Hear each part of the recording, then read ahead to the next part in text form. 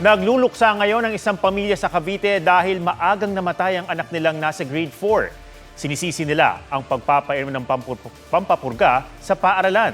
May report si Oscar Oida. Hindi na umabot sa kanyang 9th birthday sa July 22 ang grade 4 pupil na si Rex. July 3, pumanaw siya sa ospital. Ayon sa kanyang mga magulang, dumaing si Rex ng pagsama ng pakiramdam. Lumulay dito niya para pag ganun ko, atas na nalagnat. Tapos maya po nagsusuka na siya. Dinala muna sa klinik si Rex hanggang inilipat sa ospital nang makita ng doktor ang kanyang kalagayan. Pagdating po doon, sunod-sunod na yung seizure niya, hindi na namin na sunod-sunod na talaga hanggang sa 50-50 na siya. Inidikan na siya sa yung ng puso niya. Tinigilan na po ng doktor yung pag-revive niya. Nire-revive pa po siya. Lumalaban siya, ma'am. Sa death certificate, septic shock dahil sa impeksyon sa central nervous system ang ikinamatay ng bibo at masiglang si Rex, na bago pumanaw ay naikwento sa ina na pinainom ng pampurga sa paaralan sa 13 Martires, Cavite noong July 2. Noong 11:30, nagsabi na siya sa akin, "Mama, half day ako." "Bakit na? Magka mag-half day?" Sabi niya. "Susuka ako kasi uminom daw siya pinainom siya ni ma'am niya ng pampapurga." Sabi ko, "Kailan?" Sabi niya, "Pagkatapos na mama na recess." Hindi ko naman talaga alam yan na papainuman anak ko .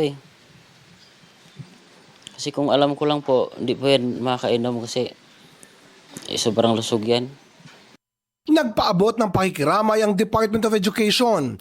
Ayon sa kagawaran, ang pinainom nilang pampurga ay bahagi ng routine deworming activity, katuwang ang 13 Martires City Health Office. Anila, pinapayagan ng mga guro na mag-administer ng pampurga sa gabay ng mga school health personnel. Normally kapag magsisimula na yung feeding program, nagkakaroon na po tayo ng deworming kasi siyempre pag nag-feeding tayo, kailangang malinis doon sa mga worms. May ilang nakainom na dumanas ng adverse effects pero di naman daw humantong sa pagkamatay. 7 yung nakaranas ng adverse effect or side effect nitong deworming. Pero after a day, okay na sila. Pumasok na yung mga kabataan. Kailangan may laman yung tiyan bago ipainom yung gamot. The most common side effect will be gastrointestinal symptoms or yung mga pananakit ng tiyan or pagsusuka. It happens in around less than 10%, pero base nga sa aming report, less than 1% nga lang po ang nagka-adverse event. Hinala ng tsuhi ni Rex, wala sa kondisyon ang bata ng painumin ng pampurga. Dapat, kung bago niya bigyan ng gamot, dapat kinonsidera niya yung vital sign ng bata kasi na-inorientation naman sila .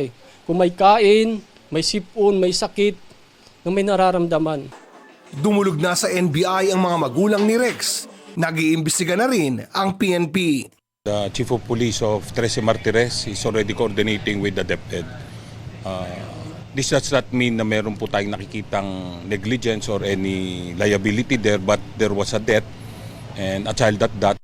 Sinabi ng DepEd na nakikipag-ugnayan na sila sa pamilya at sa pulisya. Oscar Oida, GMA News.